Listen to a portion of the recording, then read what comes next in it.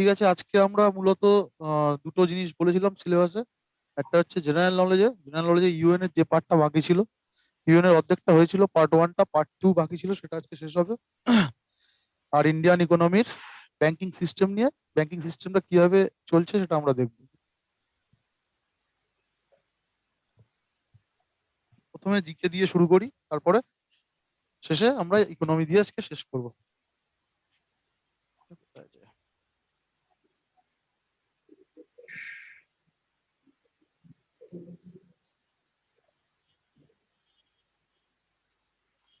আচ্ছা, প্রথমে আমরা এই এই অবধি করেছিলাম, এই অবধি আমাদের শেষ হয়েছিল। হওয়ার পরে এই 17 নম্বর স্লাইডে আমরা বলেছিলাম যে কি নেক্সট ক্লাসে ইউএন কনভেনশন গুলো নিয়ে জানবো এবং ইন্ডিয়ার সাথে ইউএন এর যে ব্যাপারগুলো আছে সেগুলো নিয়ে জানবো। তো আজকে ইউএন কনভেনশন দিয়ে শুরু হচ্ছে ক্লাস।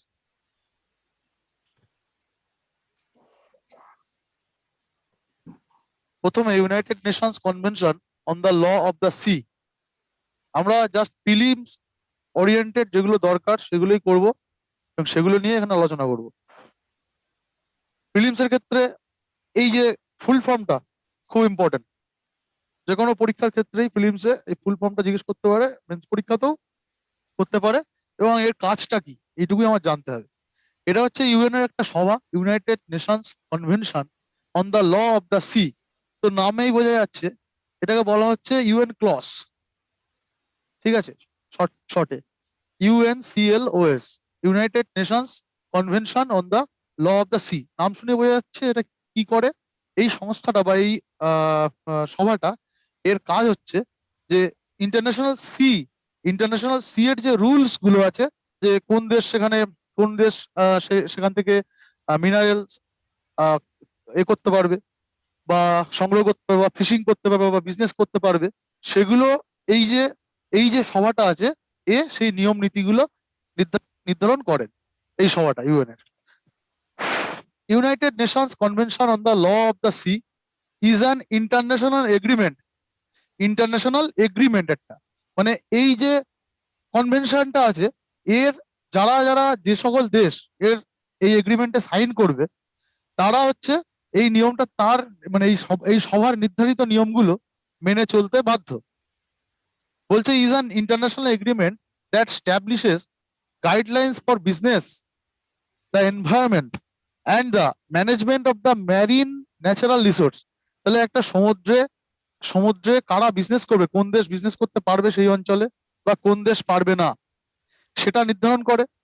বা সেখানে যে ম্যারিন ন্যাচারাল রিসোর্স গুলো আছে, তেল থাকতে পারে, গ্যাস থাকতে পারে, ঠিক আছে, সেগুলোকে, বা সমুদ্রের নিচে অনেক রকম যেগুলো ওই যে জাতীয় যেগুলো থাকে, বিভিন্ন প্রাণীর যে দেহাবশেষ, জীবাশ্ম জ্বালানি বিভিন্ন যা পাওয়া যায়, সেগুলো কাদের অধিকার সেই জায়গাটায়, সেটা ঠিক করছে ইউএন ক্লজ। এটা 1994 সালে এই সংস্থাটা বা এই যে সভাটা চালু হয়, এন্টার ইন ফোর্স 1994। তাহলে আমাদের প্রিলিমস ওরিয়েন্টেড কাজ কি, এটা কবে শুরু হচ্ছে 1994 সালে, এটা মাথায় রাখতে হবে। এর ফুল ফর্মটা মাথায় রাখতে হবে, United Nations convention on the law of the convention, এই ল অফ দ্য সি। আর এর কাজটা কি, তাহলে এই কাজটা হচ্ছে এইটা: business, environment and management, marine marine যে ন্যাচারাল রিসোর্স সেগুলোর ম্যানেজ করা হচ্ছে এর কাজ। এবার ইন্ডিয়ার ক্ষেত্রে কি হচ্ছে, এক্ষেত্রে India played a constructive role in deliberation leading to UNCLOS adoption in 1982। তাহলে এই সংস্থাটা অ্যাডপ্ট করা হয় 1982 সালে, কিন্তু চালু হচ্ছে কবে থেকে, 1994 সালে। এবং তার এই অ্যাডপশনের ক্ষেত্রে ইন্ডিয়া একটা খুব গুরুত্বপূর্ণ ভূমিকা পালন করে, এবং এই সংস্থায় 1995 থেকে ইন্ডিয়া অংশগ্রহণ করছে। তাহলে আমাদের এর থেকে কি কি জানার আছে, ফুল ফর্ম, কাজ কি, কবে সেটা হচ্ছে এন্টার ইন্টু ফোর্স চালু হচ্ছে, এবং ইন্ডিয়া কত সালে তার মেম্বার হচ্ছে বা সাইন করছে এই যে ট্রিটিটায়। এবার আমরা দেখবো যে কিভাবে লটা ঠিক হয়। এটা খুব ইম্পর্টেন্ট মেন্স পরীক্ষার জন্য, বিভিন্ন পরীক্ষায় এই কোশ্চেনটা এসছে, যে নেক্সট স্লাইডে যেটা আছে।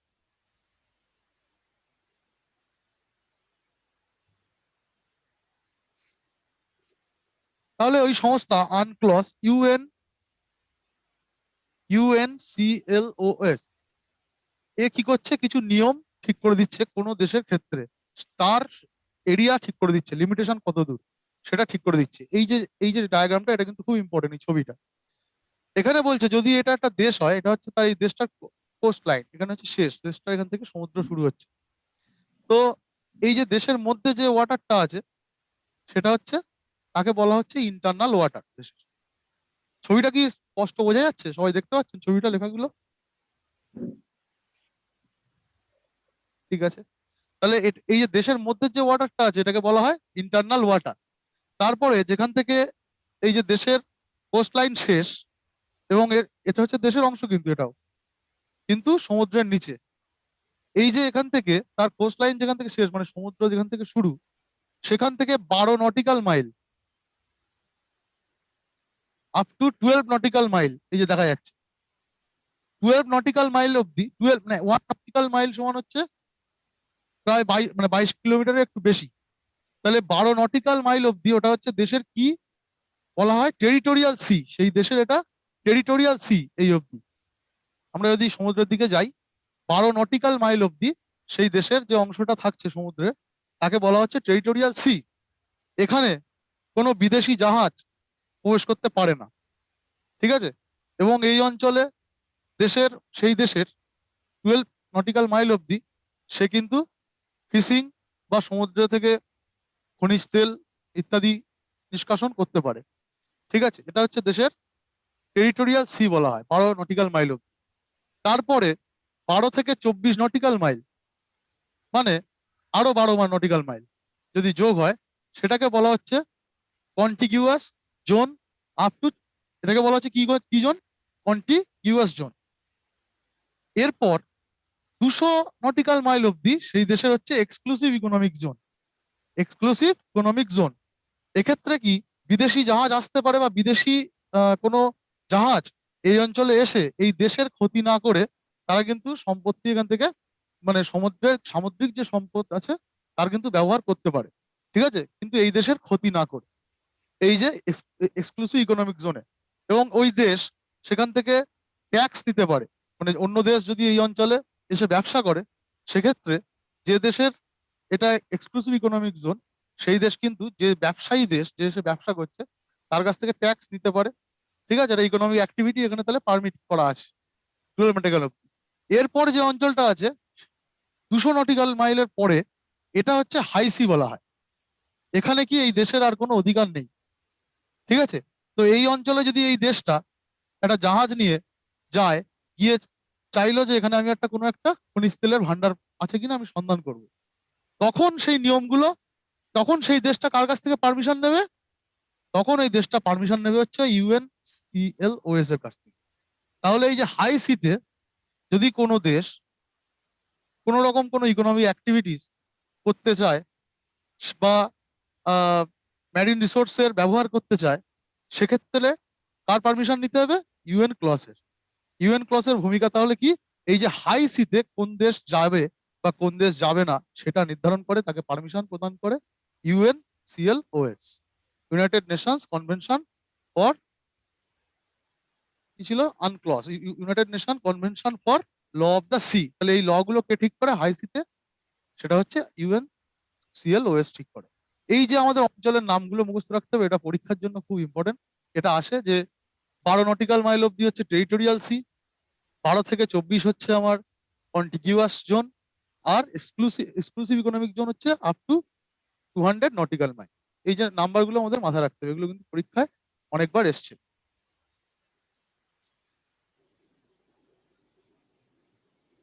এই পর্যন্ত কারোর কোনো ডাউট আছে? কারো কোনো ডাউট নেই, তাই তো? ঠিক আছে।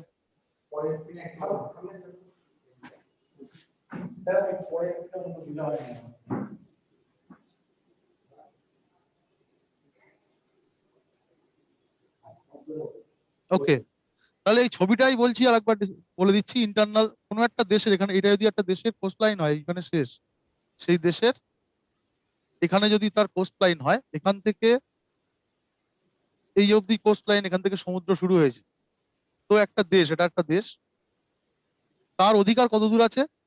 200 আপ টু 200 নটিক্যাল মাইল অব্দি হচ্ছে তার অঞ্চল, ঠিক আছে? প্রথম যে 12 নটিক্যাল মাইল অঞ্চল আছে, সেটাকে বলা হচ্ছে টেরিটোরিয়াল সি। এখানে বিদেশি জাহাজ প্রবেশ করতে পারবে না। প্রবেশ যদি করে ফেলে কোনো কারণে, এই দেশ তাদেরকে গ্রেপ্তার করতে পারে। ঠিক আছে, গ্রেপ্তার করে সেই দেশের আইন অনুযায়ী সেই লোকগুলোর বিচার হতে পারে, বিচার হবে। ঠিক আছে, সেখানে ইউএন এর আইন অনুযায়ী হবে না, বা যে দেশের লোক তাদের আইন অনুযায়ী হবে না।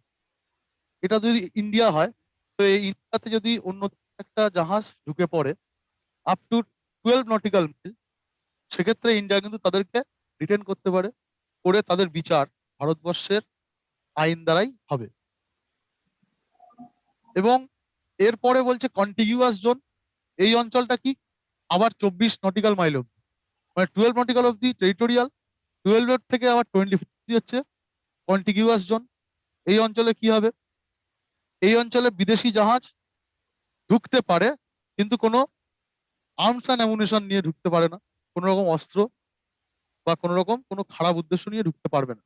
ঠিক আছে, নেক্সট 200 নটিক্যাল মাইল অব্দি হচ্ছে এক্সক্লুসিভ ইকোনমিক জোন। এই অবধি এই দেশটা নিজের ইচ্ছা খুশি মতো তারা ব্যবসা করতে পারে বা অন্য দেশকে ব্যবসা করার অধিকার দিতে পারে। ঠিক আছে, সমুদ্রের থেকে যে সম্পদ আছে সেই সম্পদের, সেই রিসোর্সের নিষ্কাশন করার মানে পারমিশন দিতে পারে এই অবধি, 200 নটিক্যাল মাইল অবধি। এটাকে বলা হচ্ছে exclusive economic zone, up to 200 nautical mile. এর পরে যে অংশটা, সেখানে আর এই দেশের কোনো অধিকার বা কিছু নেই, কোনো রকম কোনো রাইট নেই এখানে ব্যবসা করার বা এখানে কিছু করার। এই অঞ্চলে ব্যবসা করতে গেলে তখন ইউএন ক্লজ বলে একটা সংস্থা আছে, যেটা ইউএন এর একটা কনভেনশন, তার কাছ থেকে পারমিশন নিয়ে ব্যবসা করতে হবে। তাহলে হাই সিতে যদি কোনো দেশ ব্যবসা করতে চায় বা কোনো কিছু করতে চায়, যেতে চায়, সেক্ষেত্রে পারমিশন দেয় কে, ইউএন ক্লজ। এবং এই অঞ্চলে যা অ্যাক্টিভিটিস হবে সেগুলো ইউএন এর ওই ইউএন ক্লজ নির্ধারিত আইন দ্বারাই হবে। ঠিক আছে, এই পর্যন্ত আমরা আলোচনা করেছি, বোঝা গেছে?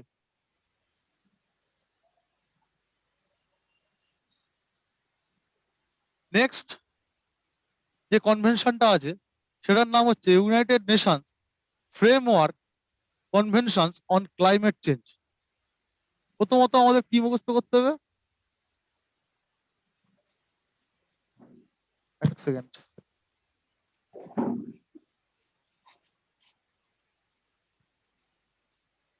প্রথমত আমাদের ফার্স্ট যে কাজটা হচ্ছে সেটা হচ্ছে ইউএনএফসিসিসি, এটা ইউপিএসসি প্রিলিমসে অনেকবার এসছে। ঠিক আছে, ইউএনএফসিসির কাজ কি এই নিয়ে। তো আমাদের যেসব পরীক্ষার জন্য আমরা প্রিপেয়ার করছি, ডব্লিউবিসিএস বা সিএইচএস এর, সেক্ষেত্রে এর ফুল ফর্মটা আসার প্রিলিমস এর ক্ষেত্রে খুবই ইম্পর্টেন্ট ফুল ফর্মটা, সেই জন্য ফুল ফর্মটা মুখস্থ করতে হবে। United framework convention on climate change, UNFCCC. কত সালে এটা অ্যাডাপ্ট করা হয়? 1992 সালে। এবং চালু হচ্ছে কত সাল থেকে? 1994 সাল থেকে। এটা মুখস্থ রাখতে হবে আমাদের, 1994 সাল থেকে এই সংস্থাটা কাজ শুরু করছে। এর হেডকোয়ার্টার কোথায়? জার্মানির বন বলে একটা শহর আছে, সেখানে এর হেডকোয়ার্টার।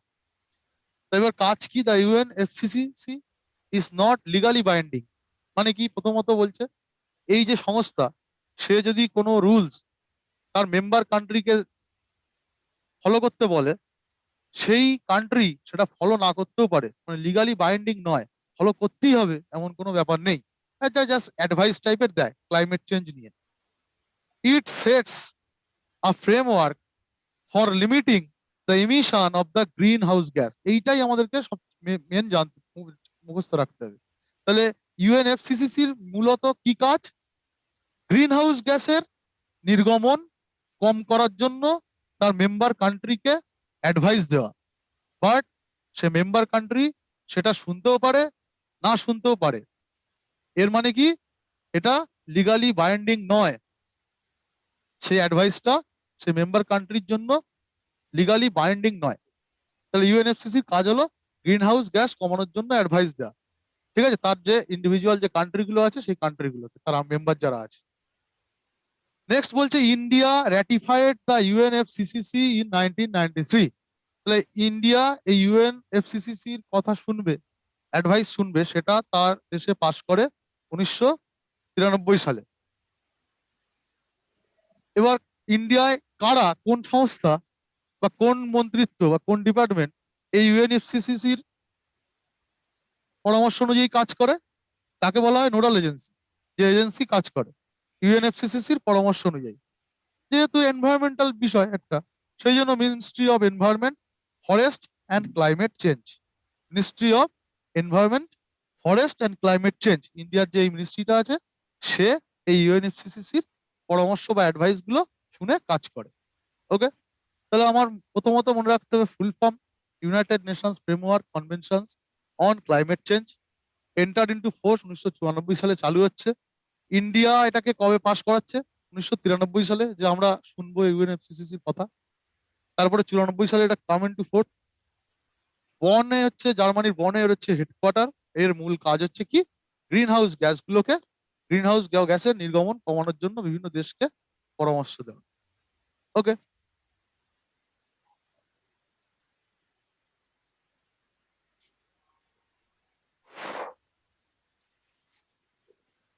এটা ছোট করতে হবে, মানে একটু এটা দেখা যাচ্ছে, দেখতে পাচ্ছ না? Okay.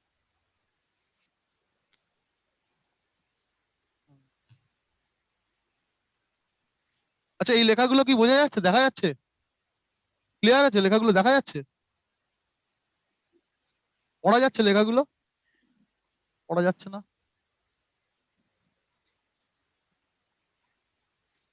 স্যার অ্যাকাউন্ট ছোট দেখাচ্ছে, একটু বাড়িয়ে দিলে ভালো হয়। আচ্ছা ঠিক আছে, হ্যাঁ, 1 মিনিট।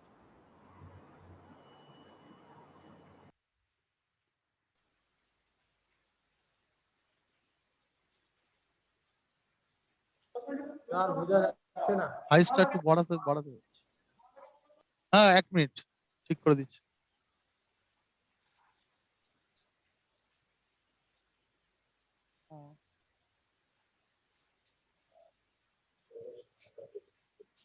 এবার বোঝা যাচ্ছে, দেখা যাচ্ছে কি, পড়া যাচ্ছে? পড়া যাচ্ছে। ওকে, তাহলে এটা হচ্ছে United Nations convention on biological diversity বা বায়োডাইভার্সিটি বলা হয়। United Nations convention on biological diversity বা বায়োডাইভার্সিটি, ইনফরমালি নোন অ্যাজ, এটাকে আবার বলা হয় দ্য বায়োডাইভার্সিটি কনভেনশন, বায়োডাইভার্সিটি কনভেনশনও বলা হয়। Is a multilateral treaty open for signature at the earth summit in Rio de Janeiro in 1992। 1992 সালে আর্থ সামিট বলে একটা সামিট হয় বিভিন্ন দেশের মধ্যে, রিও ডি জেনেরিও বলে একটা জায়গায়, ঠিক আছে, 1992 সালে। তো সেখানে এই যে কনভেনশনটা তৈরি করা হবে, এই একটা সভা তৈরি করা হবে বায়োডাইভার্সিটির ওপরে, সেটা ঠিক করা হয় এবং তখন এই সংস্থাটা তৈরি হয়, United Nations convention on biological ডাইভার্সিটিটা তৈরি হয় 1992 সালে আর্থ সামিটে, রিও ডি জেনেরিওতে এই সংস্থাটা তৈরি করা হয়। ইট ইজ আ কি ডকুমেন্ট রিগার্ডিং সাস্টেনেবল ডেভেলপমেন্ট। তাহলে এই যে সংস্থাটা বা এই যে সভাটা, এর মূল কাজ কি? সাস্টেনেবল ডেভেলপমেন্ট এনশিওর করা। সাস্টেনেবল ডেভেলপমেন্ট কি, কারোর কোনো আইডিয়া আছে? What is sustainable development? কাকে সাস্টেনেবল ডেভেলপমেন্ট বলা হয়? কেউ একজন ট্রাই করুন, এনিওয়ান? সাস্টেনেবল ডেভেলপমেন্টটা কি, কারো জানা আছে? সাস্টেনেবল ডেভেলপমেন্ট মানে হচ্ছে সেই ডেভেলপমেন্ট যখন পরিবেশের ক্ষতি না করে কোনো একটা দেশের ডেভেলপমেন্ট হচ্ছে, সেটা যদি পরিবেশের ক্ষতি করে হয়, তখন সেই ডেভেলপমেন্টটা সাস্টেনেবল নয়। ঠিক আছে, পরিবেশের, সোশ্যাল লাইফের ক্ষতি না করে যখন কোনো ডেভেলপমেন্ট হয়, তখন সেটাকে বলা হচ্ছে সাস্টেনেবল ডেভেলপমেন্ট। তাহলে এই যে বায়োলজিক্যাল ডাইভার্সিটি মানে কি? বায়োলজিক্যাল ডাইভার্সিটি মানে কি? বায়োডাইভার্সিটি মানে কারোর কোনো ধারণা আছে? What is biodiversity?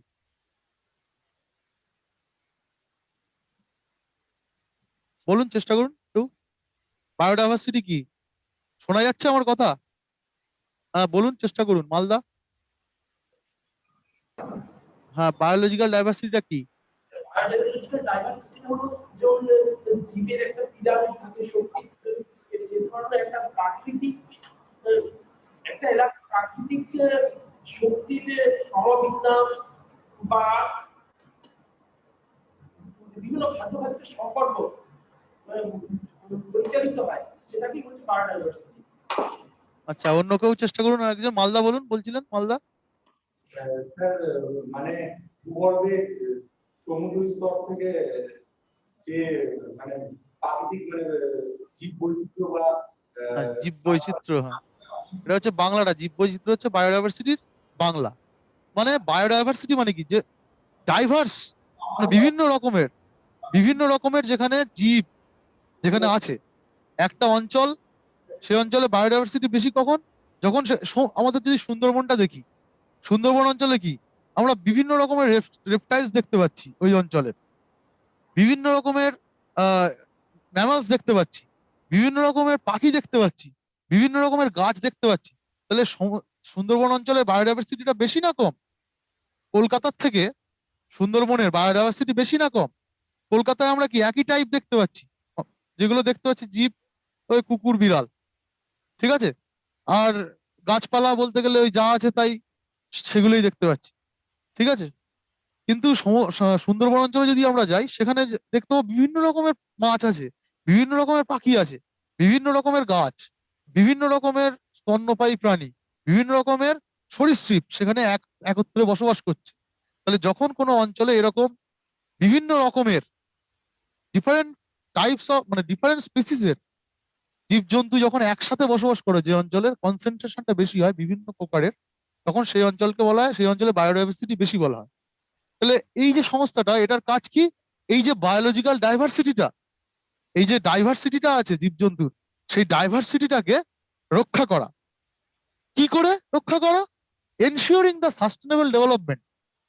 যদি ডেভেলপমেন্ট হয় সুন্দরবনে, যদি এখন একের পর এক ব্রিজ তৈরি হতে থাকে, ওই আহ, যে নদীগুলো আছে সুন্দরবনে এবং বিভিন্ন নদী, তার উপরে যদি একের পর এক ব্রিজ তৈরি হতে থাকে, ড্যাম তৈরি হতে থাকে, সেক্ষেত্রে কি হবে? ওই যে তাদের যে স্বাভাবিক স্বাভাবিক জীবন, সেই পশু পাখিদের, গাছপালার বা মাছ, সরীসৃপ যা আছে, তাদের যে পাখি আছে, যাদের স্বাভাবিক যে জীবনটা, সেটা বিঘ্নিত হবে। সেখানে মানুষের সমাগম ঘটবে আরো বেশি, ব্রিজের উপর দিয়ে গাড়ি যাবে, এর ফলে কি হবে? তাদের যে জীবন, সেটা বিঘ্নিত হবে। এবং তখন কি হবে? সেই অঞ্চলে বায়োডাইভার্সিটিটা অটোমেটিক্যালি নষ্ট হয়ে যাবে। তাহলে ডেভেলপমেন্ট হওয়া দরকার, কিন্তু সেটা সাস্টেনেবল হওয়া দরকার, পরিবেশের ক্ষতি না করে। এই যে কাজটা করা, সেটা হচ্ছে এই যে সংস্থার বা এই যে কনভেনশনের মূল কাজ। বায়োলজিক্যাল ডাইভার্সিটি মেনটেন করা থ্রু সাস্টেনেবল ডেভেলপমেন্ট। সাস্টেনেবল ডেভেলপমেন্টের মাধ্যমে কোনো দেশ, কোনো একটা অঞ্চলের বায়োলজিক্যাল ডাইভার্সিটিকে বাঁচিয়ে রাখে। এবার বলছে it comes under the United Nations environment programme. তাহলে এর যে নোডাল এজেন্সি, ইউনাইটেড নেশনের কোন সংস্থা? আগের দিন আমরা পড়েছিলাম UNEP, United Nations environment programme বলে একটা প্রোগ্রাম হয়। সে হচ্ছে এই এই সংস্থার ক্রিয়াকলাপগুলোকে কি করে? দেখাশোনা করে। তাহলে ইউএনইপির আন্ডারে এই যে কনভেনশনটা কিন্তু আছে। কবে এটা অ্যাডপ্ট করা হয়? 1992 সালে। আমরা জানি, এখানে পড়েছি রিও ডি জেনারেওতে যে আর্থ সামিট হয়েছিল, সেই সামিটে 1992-তে। এবং 1993 সাল থেকে এই সংস্থা কাজ করতে শুরু করে, 1993 থেকে। তাহলে আমাদের এই সালটা কিন্তু মুখস্থ রাখতে হবে, এবং রিও ডি জেনারেওতে যে এটা হয়েছিল, এটাও আমাদেরকে মাথায় রাখতে হবে, 1992 সালে। The goals of the convention are listed below. এর কাজগুলো কি সেগুলো আমি অলরেডি বলে দিয়েছি, সেগুলো আবার লিস্ট করে দেওয়া হয়েছে। বলছে কনজারভেশন অফ বায়োলজিক্যাল ডাইভার্সিটি, যে বায়োলজিক্যাল ডাইভার্সিটিটা আছে, জীব বৈচিত্র্যতা আছে, তাকে রক্ষা করা। Sustainable use of the components of the biodiversity, বায়োডাইভার্সিটির যে জিনিসগুলো আছে তার ব্যবহার করতে হবে পরিবেশকে বাঁচিয়ে। সাস্টেনেবল মানে হচ্ছে সুস্থিত উন্নয়ন করতে হবে, মানে পরিবেশ বাঁচিয়ে উন্নয়ন করতে হবে। Fair and equitable sharing of benefit arising from the genetic resources, এটা একটা খুব ইম্পর্টেন্ট কাজ। জেনেটিক রিসোর্সের থেকে, বিভিন্ন জেনেটিক রিসোর্সের থেকে যে যে জিনিসগুলো আমরা পাচ্ছি, সেগুলো যাতে সব দেশে সমানভাবে বেনিফিটটা পায়, সেটা দেখা হচ্ছে এই সংস্থার একটা বিশাল ভালো কাজ, এই সংস্থার একটা মেন কাজ, ঠিক আছে। Fair and equitable sharing of benefits arising from the genetic resources, genetic resource থেকে যে বেনিফিট গুলো, উপকারিতা পাওয়া যাচ্ছে, সেটা যেন সব দেশে সমানভাবে পায়, সেটা দেখা। এটা আই হবে। India is also a party to the convention. India 1994 সালে এটা র্যাটিফাই করে। তাহলে 1993 সালে এটা ইয়ে হচ্ছে, চালু হচ্ছে, কাজ শুরু করছে, 1992 সালে তৈরি হচ্ছে, এবং 1994 সালে ইন্ডিয়া এটা যে মেনে চলবে, এই সংস্থার সঙ্গে কাজ করবে, সিগনেচার করবে, সেটা দেশে পাস করে, র্যাটিফাই। র্যাটিফাই মানে হচ্ছে নিজেদের দেশের পার্লামেন্টে পাশ করানো, যে আমরা এই সংস্থার কথা শুনবো, এটাকে বলা হয় র্যাটিফাই করা। তো ইন্ডিয়া এটা করে হচ্ছে 1994 সালে। এবার বলছে দ্য বায়োলজিক্যাল ডাইভার্সিটি অ্যাক্ট, এবং এটাকে র্যাটিফাই করার পরে ইন্ডিয়া একটা অ্যাক্ট নিজের দেশে চালু করে বায়োডাইভার্সিটি রক্ষা করার জন্য। এটা খুব পরীক্ষায় আসে, দ্য বায়োলজিক্যাল ডাইভার্সিটি অ্যাক্ট 2002। 2002 সালে ইন্ডিয়া নিজের দেশে একটা অ্যাক্ট চালু করছে দেশের জৈব বৈচিত্র্যকে রক্ষা করার জন্য, যেটাকে বলা হচ্ছে the biological diversity act 2002 was enacted for giving effect to the provision of the convention. তাহলে এই কনভেনশন যে প্রভিশনস গুলো দেবে, যে সকল পরামর্শগুলো দেবে, সেগুলোকে মেনে চলা হবে এই অ্যাক্টের মাধ্যমে 2002 এর। এটা ঠিক করে India. To implement the provisions of the Act, the government established the National Biodiversity Authority. তাহলে অ্যাক্ট তো চালু হলো, এবার অ্যাক্টটাকে মানার জন্য, অ্যাক্টটাকে দেশে মেনে চালানোর জন্য একটা এজেন্সিও তৈরি করে গভর্নমেন্ট। ঠিক আছে, সেটার নাম কি হয়? National biodiversity authority, NBA. 2002 act pass হচ্ছে, 2003 সালে এনবিএ বা ন্যাশনাল বায়োডাইভার্সিটি অথরিটি তৈরি হচ্ছে। The NBA is a statutory body. এরপর বলছে the convention is legally binding on the signatories. আগেরটা কি ছিল? আগেরটা ছিল লিগালি বাইন্ডিং ছিল না। ইউএনএফসিসিসির ক্ষেত্রে কোনো দেশ তাদের অ্যাডভাইস বা পরামর্শ মানতেও পারে, নাও মানতে পারে, তার নিজের উইলের উপরে ডিপেন্ড করছে। কিন্তু এই বায়োডাইভার্সিটির যে কনভেনশনটা আছে, সেটা কিন্তু মানতে যে সিগনেচার করবে, যে দেশ, যে মেম্বার কান্ট্রির সিগনেচার করবে ওই কনভেনশনে, সে কিন্তু মানতে বাধ্য। এটা কিন্তু খুব ইম্পর্টেন্ট পয়েন্ট।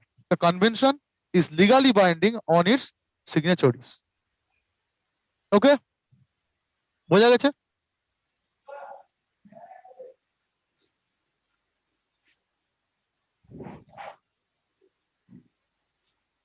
কেউ কেউ কিছু বললেন? স্যার এটার মধ্যে কি red data book, green data book এগুলো আছে কি? শুনতে পাচ্ছেন? একটু ভালো করে বলুন। স্যার বলছিলাম এই বায়োডাইভার্সিটি আন্ডারে red data book, green data book, এটা কি এই সংস্থা থেকে লোক করতে হয়? গ্রিন কি? গ্রিন গ্রিন বুক, রেড বুক, এগুলো হ্যাঁ হ্যাঁ গ্রিন লিস্ট, রেড লিস্ট, ওটা ওটা হচ্ছে অন্য একটা আইইউসিএন বলে একটা সংস্থা তৈরি করে, যে কোনগুলো এক্সটিংক্ট হয়ে যাচ্ছে, সেটা আইইউসিএন বলে একটা সংস্থা আছে, সেটা করে। সেটা আলাদা, মানে ইউএন এর মধ্যে নয়। ঠিক আছে।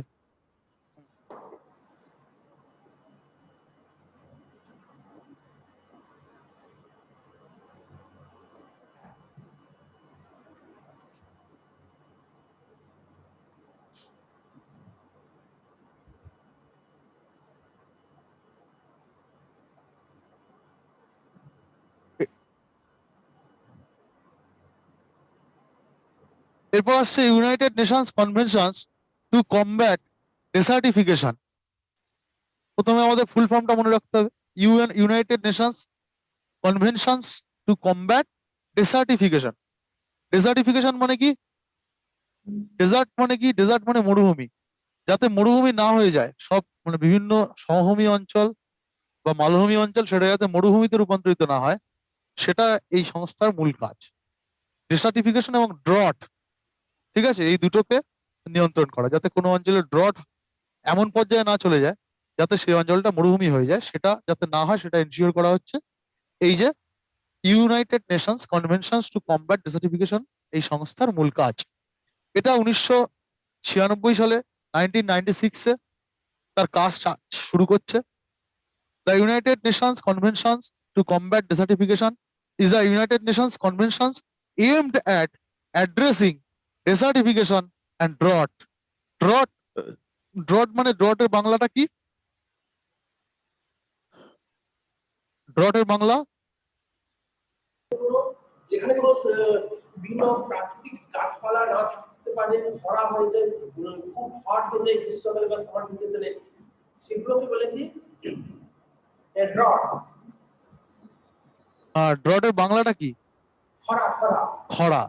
তাহলে কোনো অঞ্চলের খরা, খরা থেকে যাতে সেই অঞ্চলটা ডেসার্ট না হয়ে যায়, সেটাকে এনশিওর করা, সেটাকে দেখাশোনা করা হচ্ছে এই সংস্থার মূল কাজ। এটা 1996 সালে কাজ শুরু করে। ইন্ডিয়া 1996 সালেই তার দেশে মানে পার্লামেন্টে ডিসিশন নেয় যে আমরা এটা মেনে চলবো। ঠিক আছে। নোডাল এজেন্সি ইন্ডিয়ার কোন এজেন্সি এটা এটা মেনে চলে? কোন এজেন্সির মাধ্যমে ইন্ডিয়া এর কথা মেনে চলে এই সংস্থা? সেটা হচ্ছে এনভায়রনমেন্ট মিনিস্ট্রি। ওকে,